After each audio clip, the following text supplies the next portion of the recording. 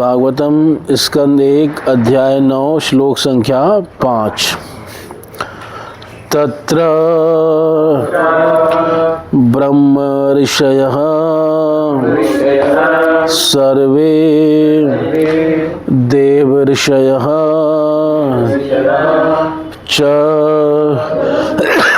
सत्तमा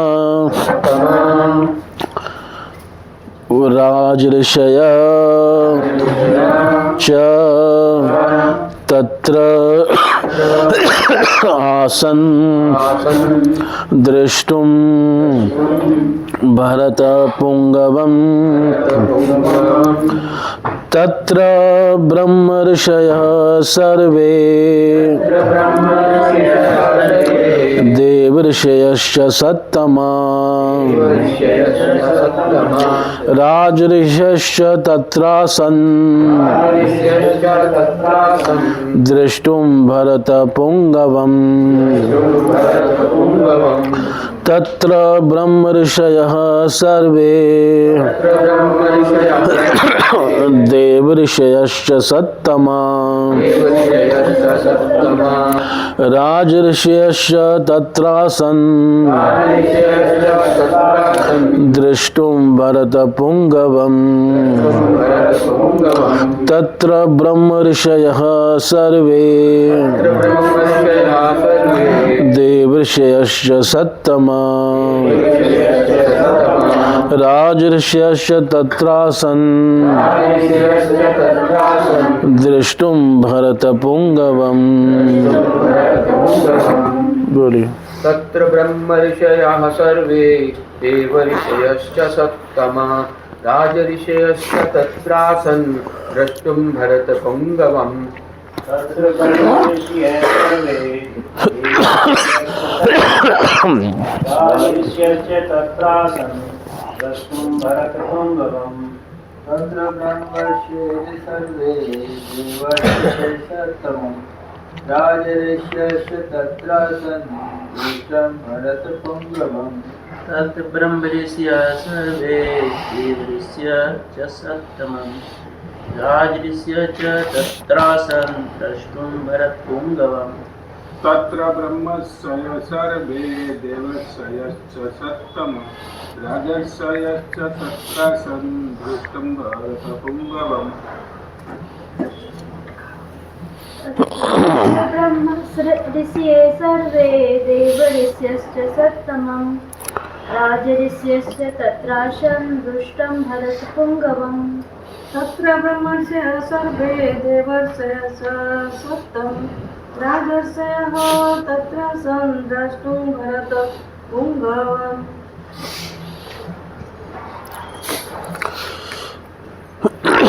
तो उसका शब्दार्थ अनुवाद और तात्पर्य जगत गुरु श्रील प्रभुपाद महाराज जी के द्वारा श्रील प्रभुपाद महाराज जी की राजा भरत के वंशजों में प्रधान भीष्मदेव को देखने हेतु ब्रह्मांड के सारे सत्वगुणी महापुरुष यथा देवऋषि ब्रह्मऋषि तथा राजऋषि वहाँ पर एकत्र हुए थे।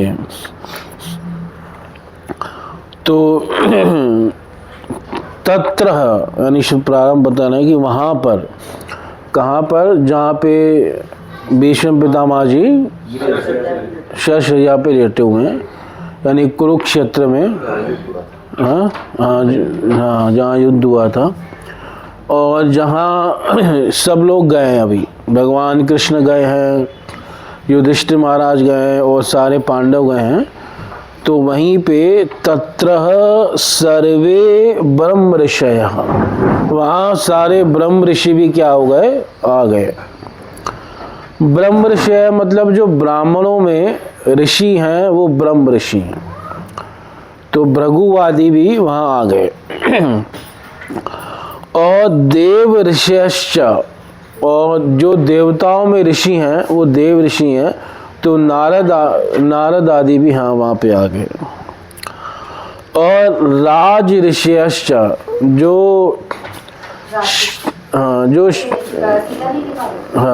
क्षत्रिय में ऋषि हैं उनको राज ऋषि कहते हैं, जैसे मनु आदि। सीता जी के फादर तो नहीं आए थे, पर मनु आदि जो हैं वो आए। सीता जी के फादर को राजऋषि। हाँ, पर यहाँ पे उनकी बात हुई जो वहाँ पे आए हैं, तो वहाँ पे मनु आदि आए है ना। तत्र आसन, वहाँ सब वहाँ पे आए। किस लिए आए तो कह रहे हैं दृष्टुम भरत पुंगवम, भरत वंशियों में जो सबसे श्रेष्ठ थे उनको देखने के लिए क्या है वो आए। दृष्टुम भरत पुंगम, यानी उनका अंतिम यात्रा जो उनकी थी उनमें उनका दर्शन करने के लिए आए कि कैसे एक महाभागवत महापुरुष अपने प्राणों का त्याग कर रहा है, इसको देखने के लिए आए। है ना, सारे ऋषि मुनि वहाँ पर एकत्रित हो गए, ब्रह्मांड भर से सब बड़े बड़े लोग वहाँ पे आ गए। यानी खबर फैल गई सब जगह कि भीष्म पितामह जो हैं प्राणों का त्याग करने जा रहे हैं, तो सब लोग जो हैं जहाँ जो जो रहते थे वो सब आए। देवलोक से कुछ लोग आए, ब्रह्मा के लोक से कुछ लोग आ गए, तो उस प्रकार पृथ्वी से कई ऋषि मुनि आ गए, सब तरफ से वहाँ पे सब इकट्ठे हो गए। इसलिए कहना है सर्वे, है ना, सब मतलब प्रधान जो मेन ऋषि मुनि थे, जो भगवान के तत्वों को जानने वाले कुछ लोग थे, वो सब वहाँ पर आ गए। यानी कह सकते हैं कि ब्रह्मांड की जो सबसे महत्वपूर्ण लोग थे वो सब वहाँ पे क्या हो गए, आ गए, क्योंकि बहुत महत्वपूर्ण कार्य होने जा रहा था। एक बहुत महाभागवत शुद्ध भक्त भगवान के वो अपने प्राणों का क्या करने जा रहे हैं, त्याग करने जा रहे हैं। तो सब लोग वहाँ पे एकत्रित हो गए। इसलिए कह रहे हैं तत्र ब्रह्म ऋषय सर्वे देव ऋषयश्च सत्तम। सत्तम का मतलब है जो सारे के सारे सत्वगुण को क्या थे, प्राप्त थे, तो सब वहाँ पे आ गए।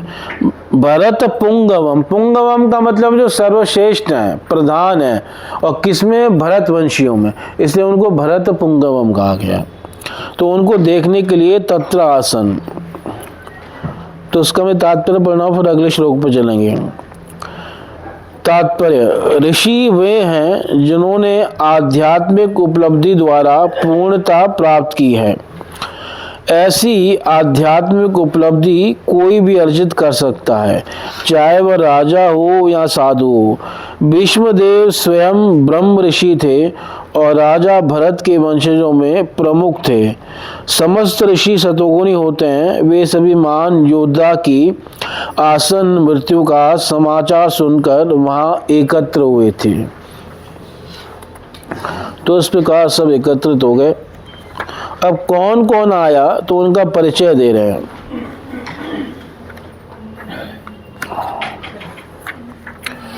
और इसमें वर्णन है सबका, तो प्रभुपाद ने उनका परिचय भी दिया है।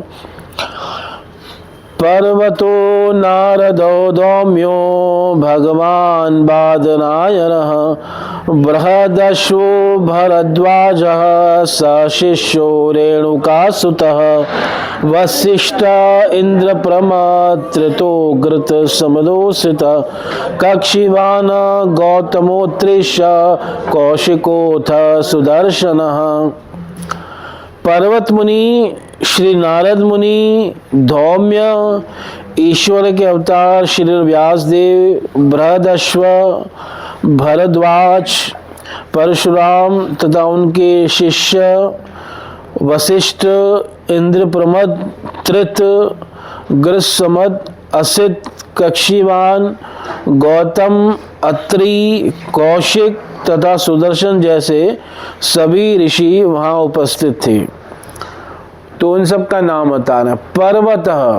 पर्वत ऋषि भी वहाँ पे आए। पर्वत मुनि ये नारद जी के मित्र हैं, ये हमेशा नारद जी के साथ रहते हैं। कई बार कई भक्तों के ऊपर कृपा करने के लिए नारद जी और पर्वत मुनि जो हैं एक साथ जाते हैं। दूसरे नारद तो भगवान के अवतार ही हैं, भगवान के शुद्ध भक्त हैं, और वो भी वहाँ पे आ गए, देवर्षि नारद। तीसरे धौम्य कौन है?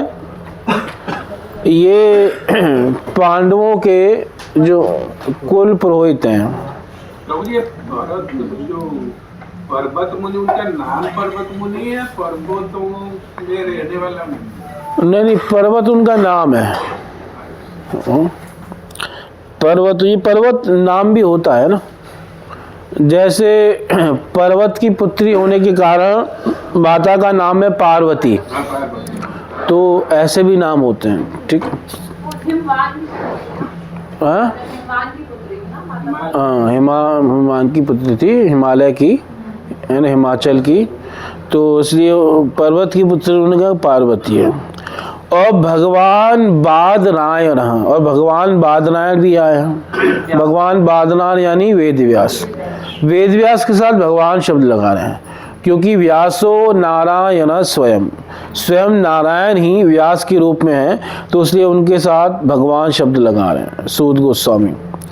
और ये बादरायण तो किसके साथ आ रहे हैं? पांडवों के साथ ही ये लोग आए थे ना, पहले हमने पढ़ा।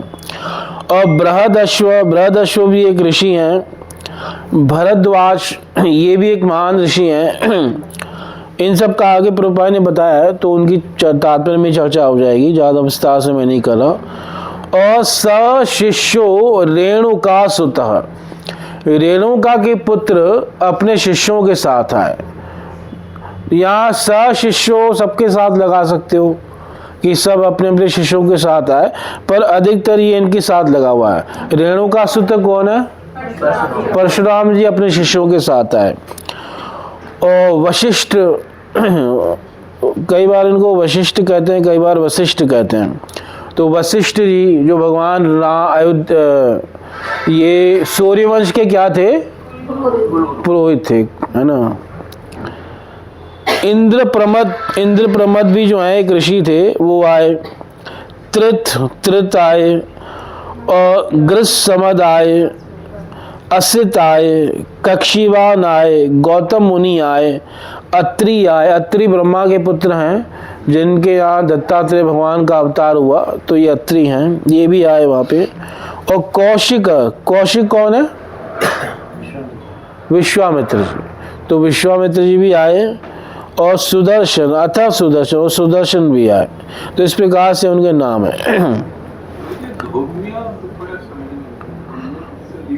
हाँ, दौम्य ऋषि हैं। तो अब सुनिए इनके बारे में, तात्पर्य में फिर चर्चा करेंगे। पर्वत मुनि, सबसे पहले पर्वत जी है तो उनका बारे में बता रहे हैं। सबसे ज्येष्ठ मुनि माने जाते हैं। वे श्री नारद मुनि के लगभग निरंतर संगी होते हैं। वे अंतरिक्ष यात्री भी हैं, यानी वे भी अंतरिक्ष में यात्रा कर सकते हैं नारद जी के समान। जो किसी भौतिक यान की सहायता के बिना वायु में यात्रा करने में समर्थ है। पर्वत मुनि श्री नारद मुनि के समान ही देव ऋषि अर्थात देवताओं में महान ऋषि हैं। वे महाराज परीक्षित के पुत्र महाराज जन्मेजय के यज्ञ के समय श्री नारद मुनि के साथ उपस्थित थे। इस यज्ञ में विश्व के समस्त सर्पों का विनाश किया जाना था। पर्वत मुनि तथा श्री नारद मुनि गंधर्व भी कहलाते हैं, क्योंकि वे भगवान की महिमा का गायन करते हुए आकाश में विचरण कर सकते हैं। क्योंकि वे आकाश में विचरण कर सकते हैं, अतः उन्होंने वहीं से द्रौपदी का स्वयंवर, अपने पति का चुनाव देखा था। श्री नारद मुनि की तरह पर्वत मुनि भी स्वर्ग में राजा इंद्र के दरबार में जाया करते थे। गंधर्व के रूप में वे कभी कभी एक महत्वपूर्ण देवता कुबेर के राज दरबार में जाते थे। एक बार श्री नारद मुनि तथा पर्वत दोनों के समान महाराज सृंजय की पुत्री के कारण समस्या खड़ी हो गई। महाराज सृंजय को पर्वत मुनि के वरदान से पुत्र लाभ हुआ। तो ये पर्वत मुनि का परिचय प्रभुपाद ने दिया। पर्वत मुनि के बारे में एक कथा हो आती है महाभारत में कि ये नारद जी के मतलब एक गृहस्थ नारद भी हुए हैं। एक तो ये ब्रह्मचारी नारद हैं जो ब्रह्मा के पुत्र हैं, भगवान के अवतार हैं। एक और नारद हैं गृहस्थ, जिनकी कथा महाभारत में आती है। तो उनके भांजे हैं पर्वत मुनि, यानी उनकी बहन के पुत्र हैं पर्वत मुनि, गृहस्थ नारद के। अब आगे दूसरे मुनि कौन से हैं? नारद जी। नारद मुनि को तो आप सब जानते ही हो, है ना, भगवान का सब जगह जो है प्रचार करते रहते हैं, और जितने भी लगभग सब श्रेष्ठ भक्त हैं सबके गुरु कौन है? नारद जी हैं। ये स्टोरी क्या है? ये कथा ये कि श्री नारद मुनि तथा पर्वत दोनों के सामने महाराज संजय के कारण समस्या खड़ी हुई। नहीं, ये मेरे को भी नहीं पता, देखनी पड़ेगी। तो आगे श्री नारद मुनि का पुराणों की कथाओं से गहरा संबंध है। उनका वर्णन श्रीमद् भागवत पुराण में हुआ है। अपने पूर्व जन्म में वे एक दासी के पुत्र थे, लेकिन शुद्ध भक्तों की संगति से उनमें भक्ति का संचार हुआ और अगले जन्म में वे अद्वितीय सिद्ध पुरुष बने। महाभारत में उनके नाम का उल्लेख कई स्थानों पर हुआ है। वे प्रमुख देवऋषि हैं। वे ब्रह्मा के पुत्र तथा शिष्य हैं और उन्हीं से ब्रह्मा के आगे की गुरु शिष्य परंपरा का प्रसार हुआ। उन्होंने प्रहलाद महाराज, ध्रुव महाराज तथा अनेक विख्यात भगवत भक्तों को दीक्षित किया। यहाँ तक कि उन्होंने वैदिक ग्रंथों के प्रणेता श्रील व्यास देव को भी दीक्षा दी। श्रील व्यास देव से श्रील मध्वाचार्य को दीक्षा मिली और इस प्रकार मध्व संप्रदाय, जिसमें गौड़ीय संप्रदाय भी सम्मिलित है, संपूर्ण ब्रह्मांड में फैल गया। श्री चैतन्य महाप्रभु का संबंध इसी मध्व संप्रदाय से था। अतः ब्रह्मा, श्री नारद मुनि, श्री व्यास देव से लेकर श्रील मध्व मुनि, श्री चैतन्य महाप्रभु तथा षट गोस्वामी, ये एक ही गुरु शिष्य परंपरा से संबंधित थे। श्री नारद मुनि ने अनादि काल से अनेक राजाओं को दीक्षा दी। श्रीमद् भागवतम में हम उन्हें प्रहलाद महाराज को माता के गर्भ में उपदेश दे पाते हैं, और उन्होंने भगवान श्री कृष्ण के पिता वसुदेव तथा महाराज युधिष्ठिर को भी उपदेश दिया था। तो ये नारद जी का परिचय बताया और कहा कि वो इसी गुरु परंपरा में ब्रह्म मध्व गौड़ीय संप्रदाय जो है ना, क्योंकि परंपरा ब्रह्मा फिर नारद, इस प्रकार से परंपरा आई। तो हमारे गौड़ीय संप्रदाय में थोड़ा मतभेद है, जैसे इस्कॉन है, गौड़ीय मठ है, और भी कई यहाँ पे जो हैं। तो कई लोग कहते हैं कि हम लोग जो हैं मध्वाचार्य के संप्रदाय के नहीं हैं। वो कहते हैं कि हमारा संप्रदाय अलग है, पांचवा है। पर जो हमारे भक्ति सिद्धांत सरस्वती प्रभुपाद जी थे, तो उनका मानना था कि नहीं, हमारा जो है किससे संबंध है? मध्वाचार्य संप्रदाय से ही है, और ये कोई अलग संप्रदाय नहीं है, उसी चार के अंदर आता है, उसी की एक शाखा है, अलग नहीं बोलना चाहिए इसको। तो यही प्रभुपाद जी का भी मत है, यही भक्ति सिद्धांत सरस्वती का, और यही बलदेव विद्याभूषण का भी है। पर हमारे कुछ गौड़ीय संप्रदाय में कुछ ऐसे भी हैं जो कहते हैं कि नहीं, ये अलग है, तो उनका मत हम लोग ग्रहण नहीं करते। जैसे वृंदावन में आप चले जाओ तो कई ऐसे गौड़ीय वैष्णव मिलेंगे जो कहेंगे ये अलग है। आगे धौम्य, ये एक महान ऋषि थे जिन्होंने उत्कोचक तीर्थ में कठिन तपस्या की और उन्हें पांडव राजाओं के राज पुरोहित के रूप में नियुक्त किया गया। उन्होंने पांडवों के अनेक संस्कारों में पुरोहिताई की और द्रौपदी की सगाई के समय उन्होंने हर एक पांडव का संस्कार कराया। वे पांडवों के वनवास के समय भी उपस्थित थे और जब भी उन्हें कोई कठिनाई होती तो वे उन्हें परामर्श दिया करते थे। उन्होंने उपदेश दिया था कि किस प्रकार 1 वर्ष तक अज्ञातवास किया जाए और पांडवों ने उनके उपदेश का कठोरता से पालन किया था। कुरुक्षेत्र के युद्ध के बाद जब सामूहिक अंतिम संस्कार संपन्न हुआ तब भी उनका नाम आता है। यानी इतने लोग मरे थे कि संस्कार भी क्या करना पड़ा था? सामूहिक करना पड़ा था, उनका नाम आता है। महाभारत के अनुशासन पर्व अध्याय 127 श्लोक संख्या 15-16 में उन्होंने महाराज युधिष्ठिर को अत्यंत विस्तृत धार्मिक उपदेश दिया है। वास्तव में वे गृहस्थों के लिए उपयुक्त पुरोहित थे क्योंकि पांडवों को धर्म के उचित पद पर मार्गदर्शन कर सके। पुरोहित का कार्य गृहस्थ को आश्रम धर्म या किसी वर्ण विशेष की वृत्ति के समुचित मार्ग पर क्रमशः अग्रसर कराना है। एक कुल पुरोहित तथा आध्यात्म गुरु में कोई विशेष अंतर नहीं होता। ऋषि मुनि संतों तथा ब्राह्मणों का विशेष रूप से यही कर्तव्य था। पुरहित, पुर का मतलब आगे, जो आगे रहे कल्याण करने में उसको पुरोहित कहते हैं, है ना। हित का मतलब कल्याण और पूर्व का मतलब आगे। किसका कल्याण करने में आगे रहे? यजमान का, जिसका वो पुरोहित है ना। अपना कल्याण करने में आगे नहीं रहे, है ना। जो जिसका वो पुरोहित है, उस वंश का, उस कुल का वो कल्याण करने में। अब आगे बता रहे हैं बादरायण। बादरायण यानी श्री व्यासदेव। वे हाँ व्यासदेव, वे कृष्ण द्वैपायन सत्यवती सुत पराशर आत्मज बादरायण व्यासदेव आदि नामों से विख्यात हैं। तो ये उनके सबके नाम हैं।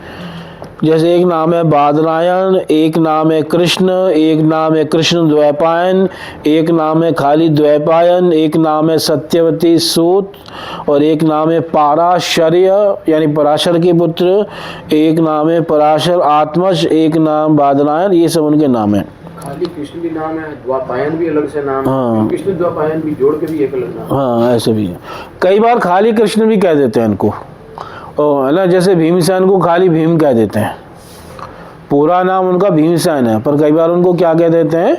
भीमसेन कह देते हैं। जैसे बलराम को बल कह देते हैं, ठीक है। जैसे सत्यभामा को कई बार भामा कह देते हैं।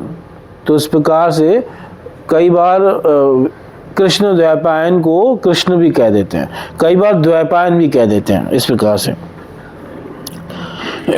वे महान सेनापति पितामह भीष्मदेव के पिता महाराज शांतनु से उनकी माता सत्यवती की सगाई होने के पूर्व ही उनके गर्भ से महामुनि पराशर के पुत्र के रूप में उत्पन्न हुए थे। वे भगवान नारायण के शक्त्याविश अवतार हैं और वे संपूर्ण विश्व में वैदिक ज्ञान का प्रसार करते हैं। इसलिए जब किसी वैदिक ग्रंथ का विशेष रूप से पुराणों का पारायण करना होता है तब श्रील व्यासदेव को नमस्कार किया जाता है। श्रील सुखदेव गोस्वामी इनके पुत्र थे और वेदों के विभिन्न शाखाओं के लिए नियुक्त वैशंपायन जैसे ऋषि उनके शिष्य थे। वे महाकाव्य महाभारत तथा परम दिव्य ग्रंथ श्रीमद् भागवत के रचनाकार हैं। उन्होंने ब्रह्म सूत्र, वेदांत सूत्र या बादरायण सूत्र का संकलन किया था।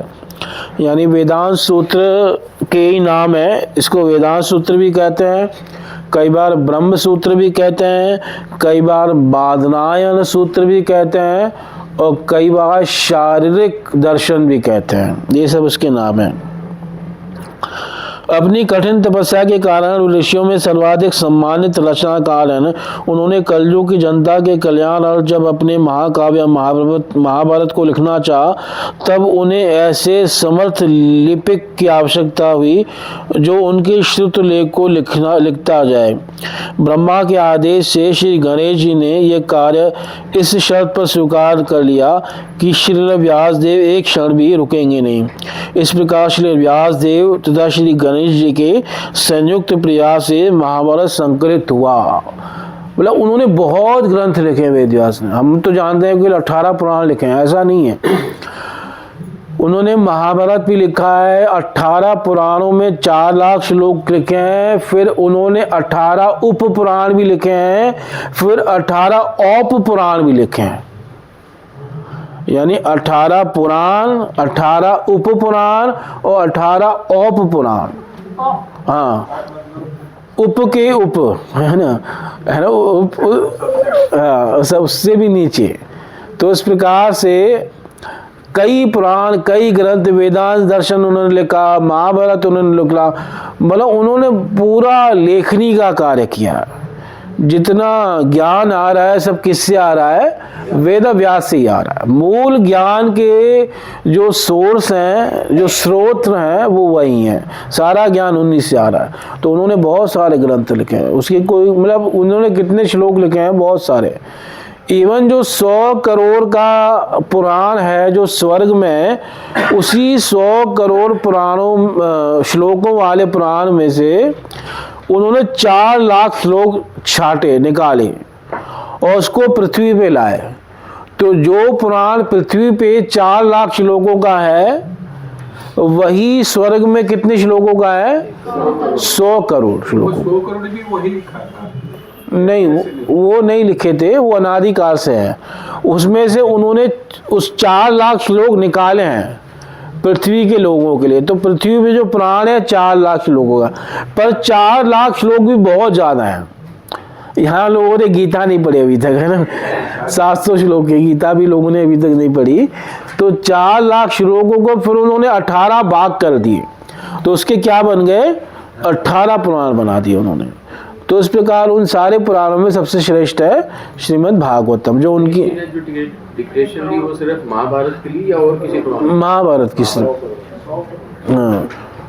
100 करोड़ ग्रंथों का नाम 100 करोड़ नहीं श्लोक हैं, श्लोक है। हाँ। एक पुराणी है, हाँ, उसको महापुराण कहते हैं उसको। मतलब वो स्वर्ग में है, देवता लोग उसी ग्रंथ को पढ़ते हैं। देवता लोग पढ़ते हैं?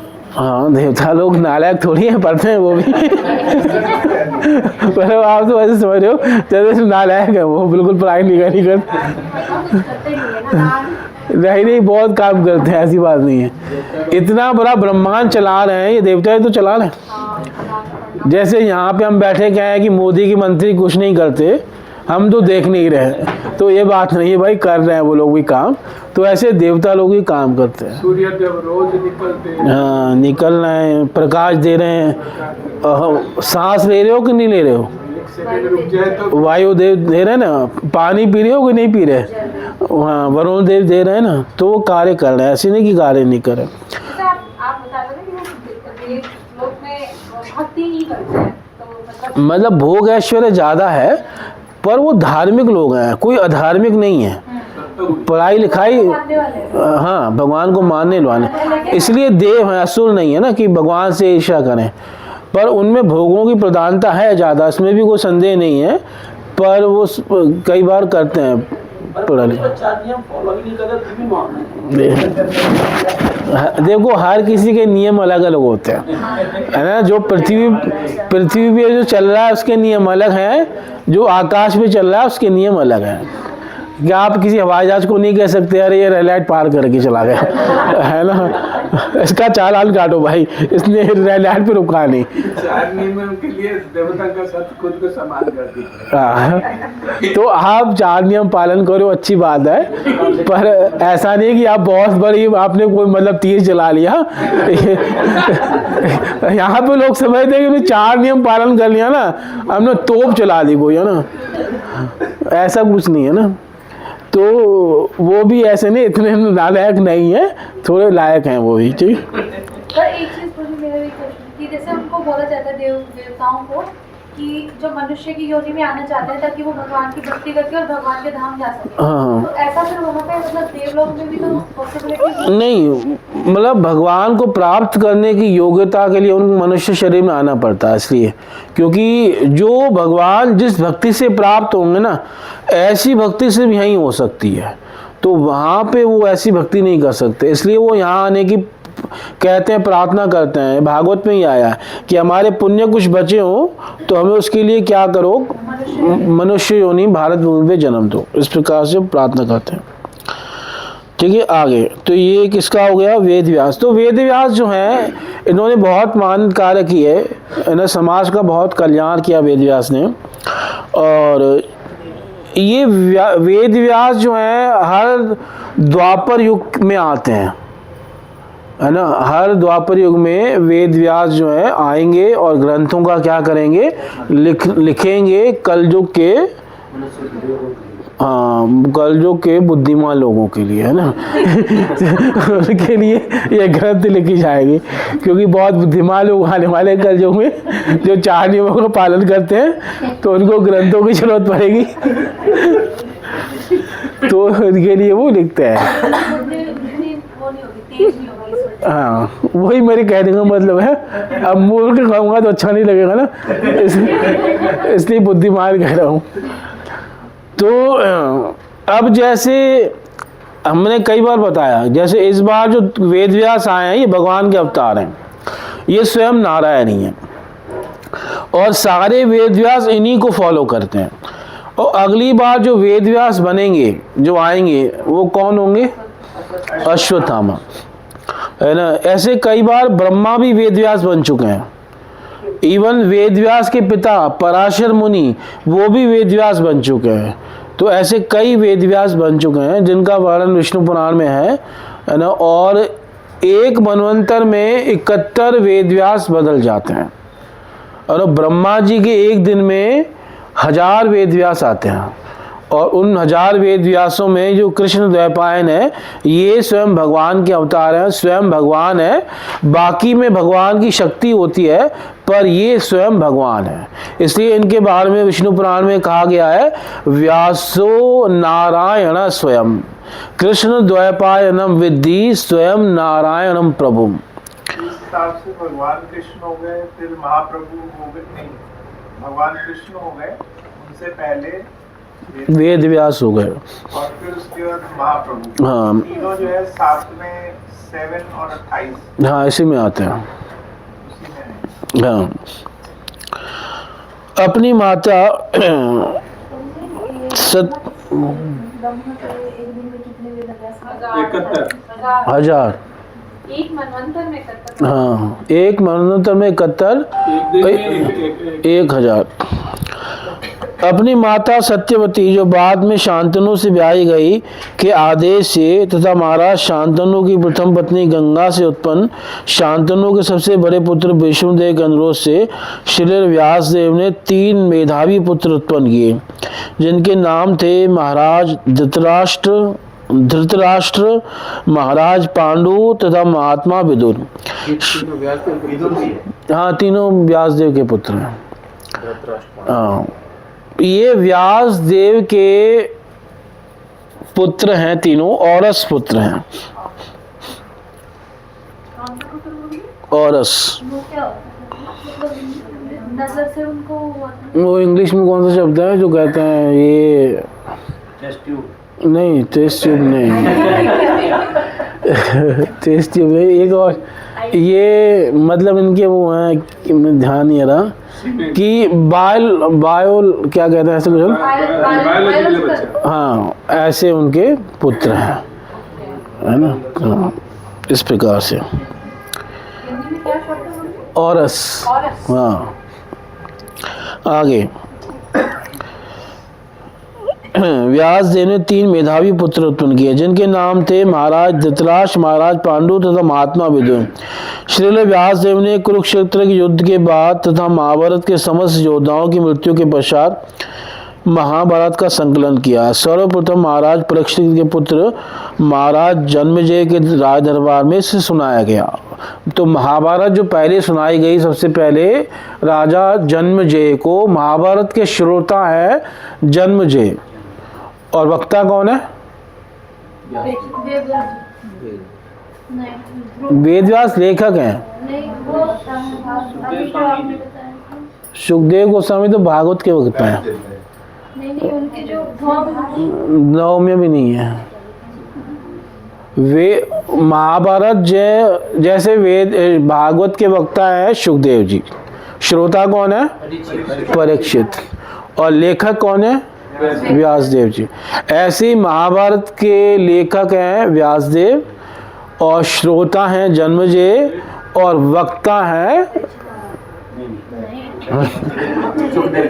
वैशंपायन। परीक्षित भागवत के श्रोता हैं। परीक्षित महाराज के पुत्र थे जन्मेजय। तो जन्मेजय ने जो है महाभारत सुनी और सुनी किससे? वैशंपायन से। और वैशंपायन कौन थे? हाँ व्यासदेव जी के शिष्य थे वैशंपायन। उन्होंने सुनाई।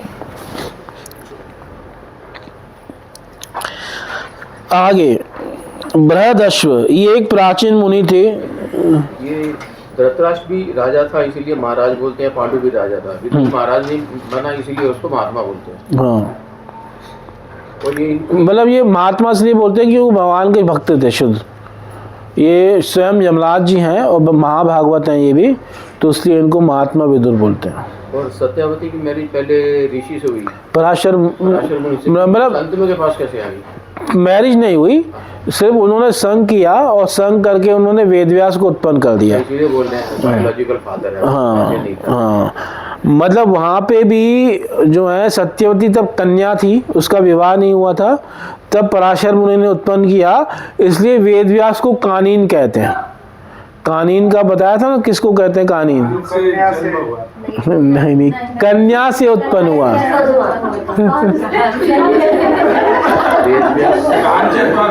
कान से नहीं बनी।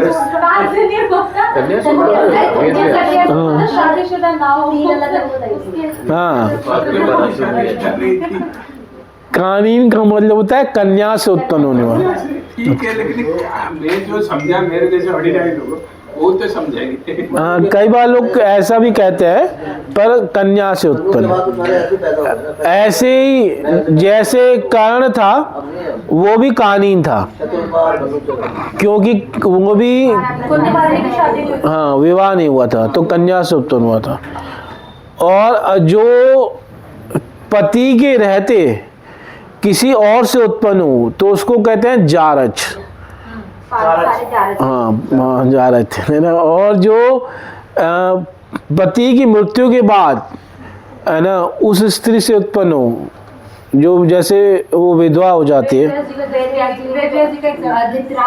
हाँ वो सब ऐसे उत्पन्न हुए, उसको या शायद गोलक ऐसा कुछ कहते हैं। तो इस प्रकार से हाँ गोलक। तो ये सब जो है ऐसे 3 पुत्र थे, यानी इनके क्षेत्रज पिता हुए धृतराष्ट्र के, पांडु के और विदुर के, वो चित्रांगन, विचित्रवीर्य, ये सब उनके क्षेत्रज पिता हैं।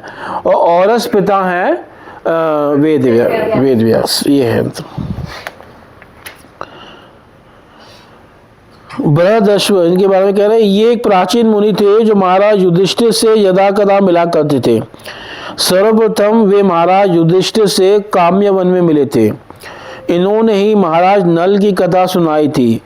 एक अन्य बृहदश्व भी थे जो इक्ष्वाकु वंश में उत्पन्न हुए थे। महाभारत वन पर्व 209-4-5।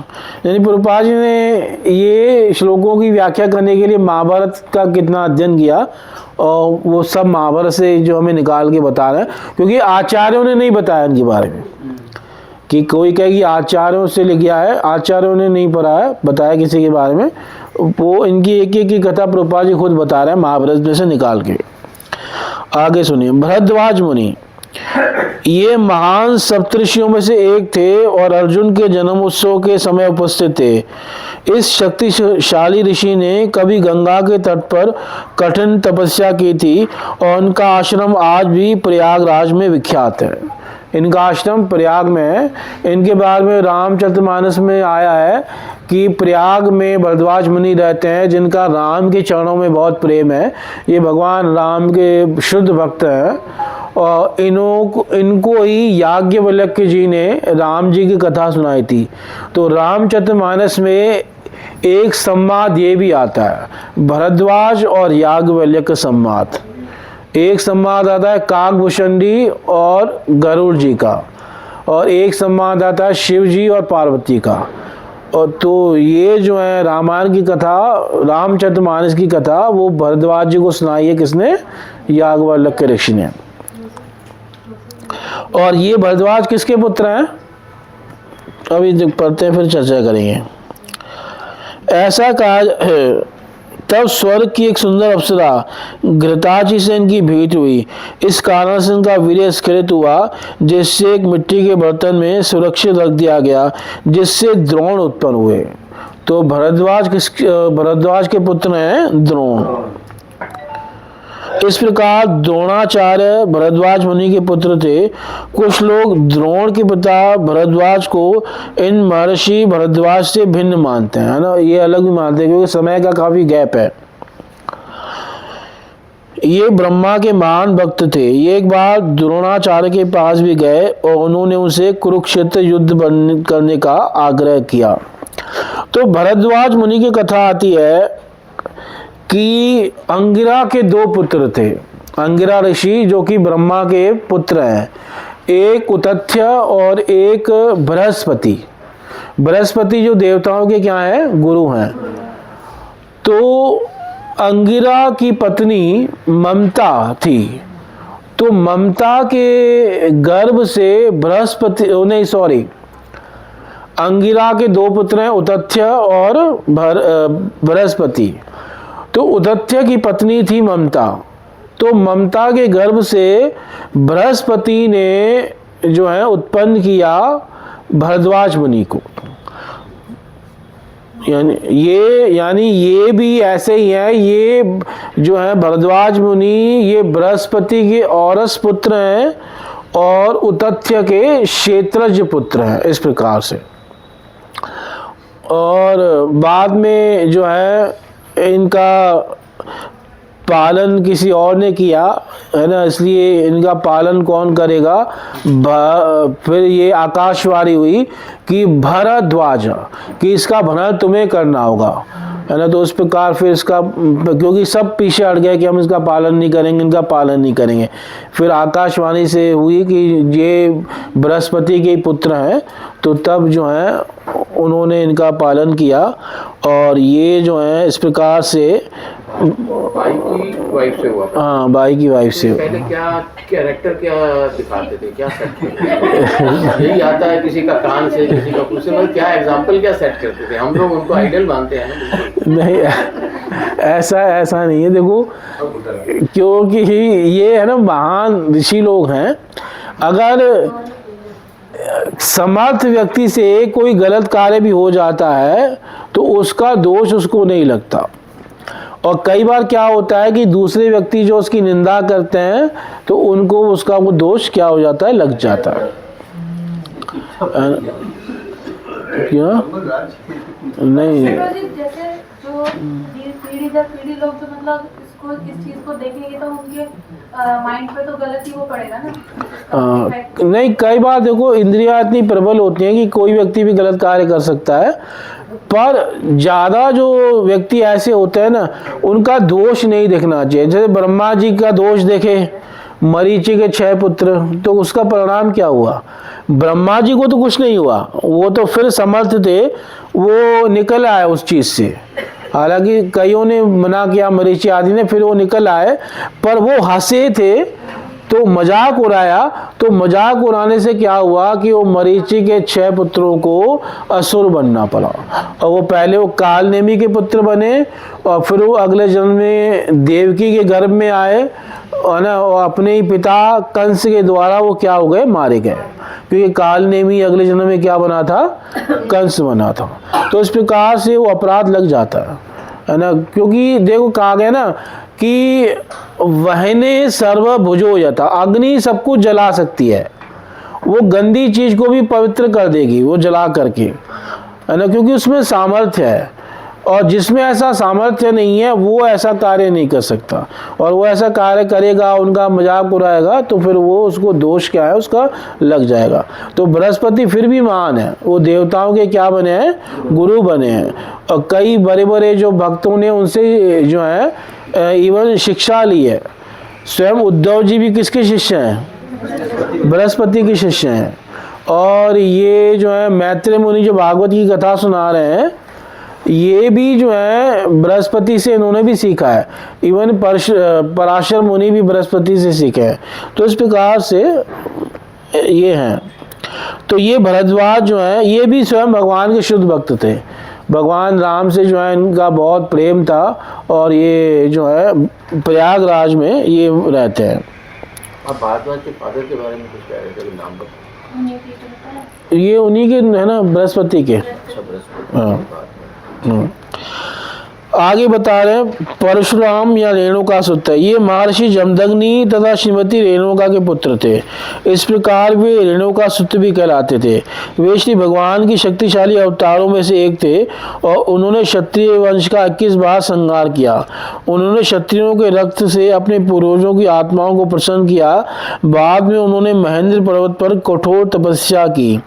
उन्होंने संपूर्ण पृथ्वी को क्षत्रियों से छीनकर कश्यप मुनि को दान में दे दिया।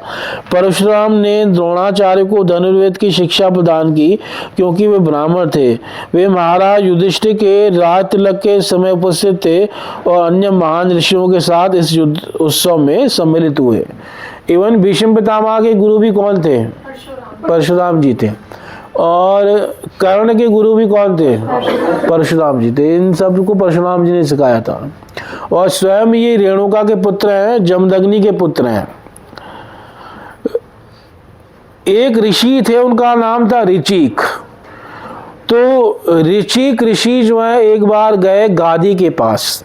गादी जो है बड़े राजा थे वो, और गादी की पुत्री से वो विवाह करना चाहते थे, सत्यवती से।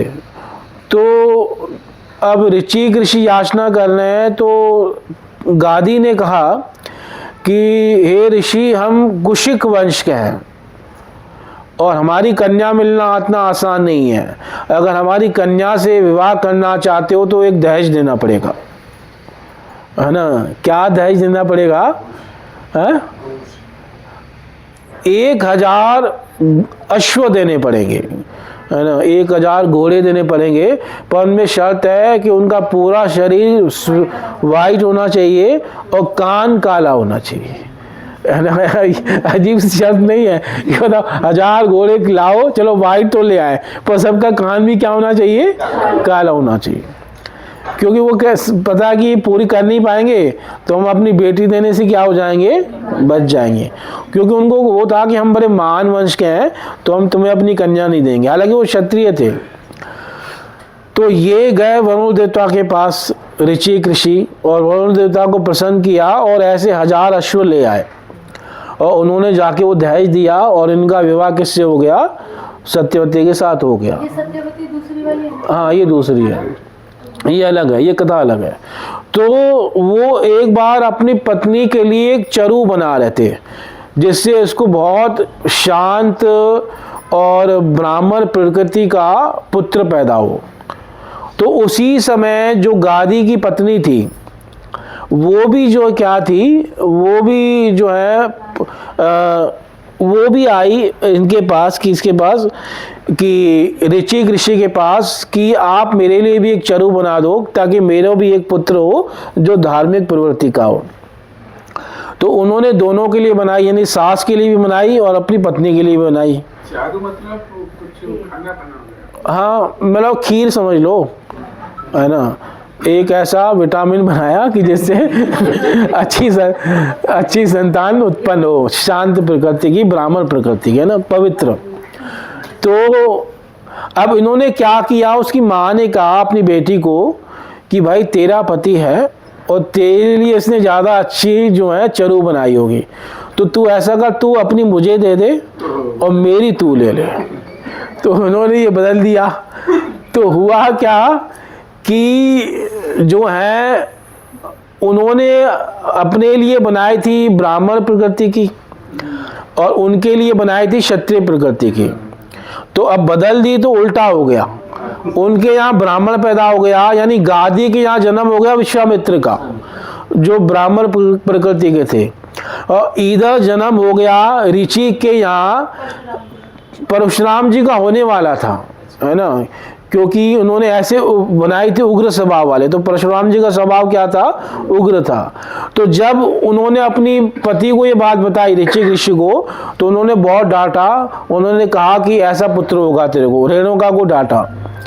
तो फिर रेणुका ने कहा कि ऐसा कृपा कीजिए कि ऐसा ना हो मेरे साथ। तो तब उन्होंने कहा ठीक है, तेरा पुत्र तो ऐसा नहीं होगा। मतलब अपनी पत्नी को कहा कि तेरा पुत्र तो ऐसा नहीं होगा, पर तेरा जो है पौत्र ऐसा होगा।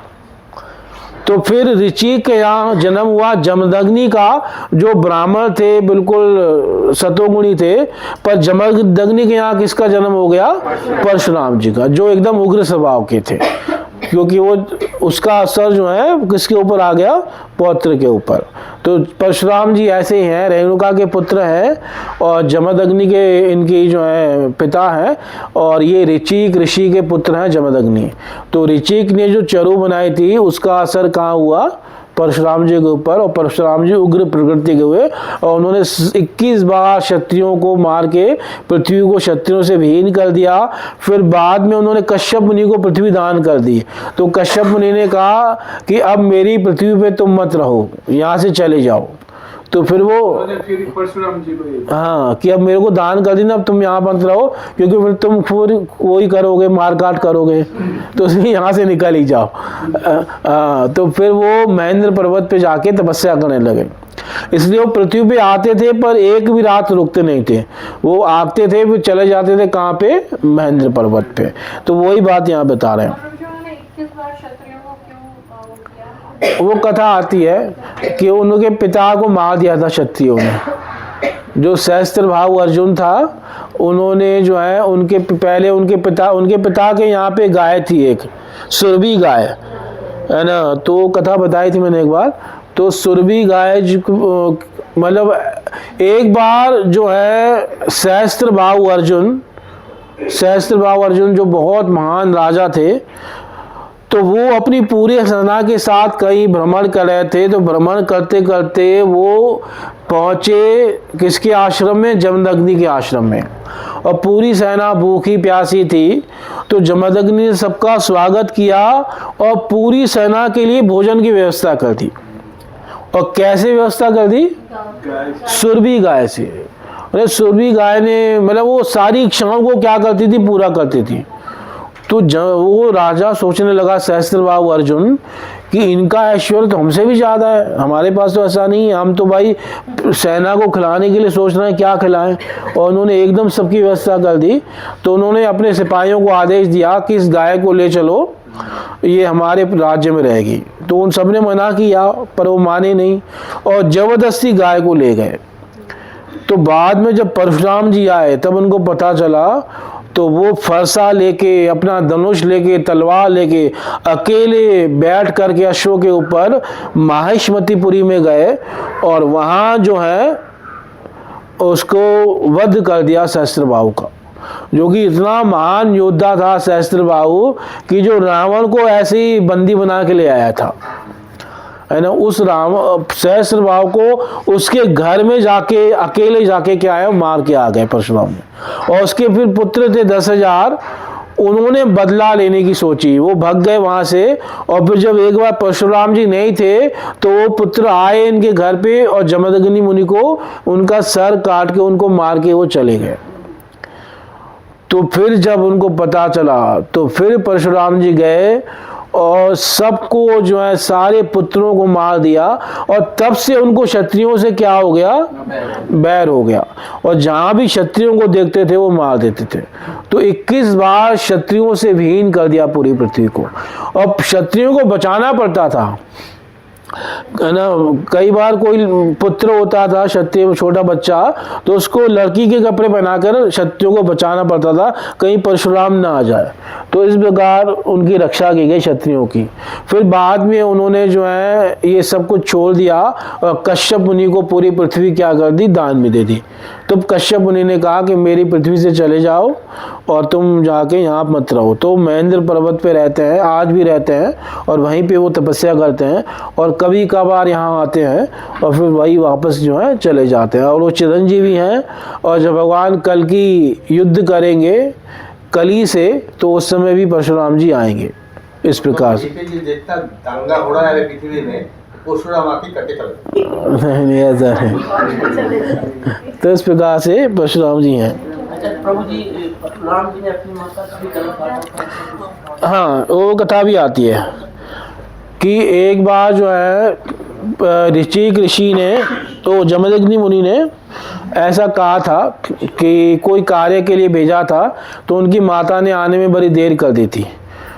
तो वो वहाँ पे जो है वन में को सामग्री लेने के लिए भेजा था। तो वहाँ पे वो जो है कोई गंधर्व विहार कर रहा था, तो उसके विहार को देखने लगी तो उनको देर हो गई। तो जमदग्नि मुनि ने देखा कि इसको देर क्यों हुई है आने में, तो ये वहाँ देवताओं का विहार, गंधर्वों का विहार देख रही थी। तो उनको बड़ा गुस्सा आया, उन्होंने पुत्रों को कहा कि ऐसी माँ का वध कर दो। तो उनके पुत्रों ने मना कर दिया। फिर सबसे छोटे पुत्र आए परशुराम जी, कहा कि ये भाई भी नालायक हैं और ये माँ भी ऐसी है, इनको मार दो। तो उन्होंने अपनी माँ का भी गला काट दिया, मार दिया, और भाइयों को भी मार दिया। तो जमदग्नि मुनि प्रसन्न हुए। भाइयों की भी मार दिया। हाँ, भाइयों को भी मार दिया, क्योंकि भाइयों ने पिता की बात नहीं मानी ना, तो पिता ने कहा ये जो बात नहीं मान रहे इनको भी मार दो। तो परशुराम ने सबको मार दिया। तो बाद में जमदग्नि ने कहा कि मैं बेटा तुम्हारी भक्ति से बहुत प्रसन्न हूँ, तुम आज्ञाकारी हो, मुझसे कोई वरदान मांगो। तो उन्होंने कहा कि मेरे भाइयों को, मेरी माँ को जीवित कर दो, और इन्हें पता भी न चले कि मैंने इन्हें मारा है। ये भूल जाए। तो फिर से जमदग्नि मुनि समर्थ थे, उन्होंने जीवित कर दिया। वो ऐसे उठे जैसे सो के उठे हों, और वो ये भी भूल गए कि इनको किसने मारा था, परशुराम जी ने। तो इस प्रकार ये कथा भी आती है। गुस्से के साथ थे लेकिन इंटेलिजेंट। हाँ भाई, मारा तो है, पिता की बात भी हो गई, पर वो इसलिए मारा क्योंकि जानते थे मेरे पिता समर्थ हैं, ये दोबारा भी इनको क्या कर सकते हैं, जीवित कर सकते हैं। तो उन्होंने ये कहा कि जीवित हो जाएं, उनको पता भी न चले। ठीक है, समय हो गया है, बाकी तात्पर्य कल पढ़ेंगे। हरे कृष्णा। ग्रंथ रहा श्रीमद् भागवतम की, जगत गुरु श्रील प्रभुपाद महाराज जी की, निताई गौर प्रेमानंद।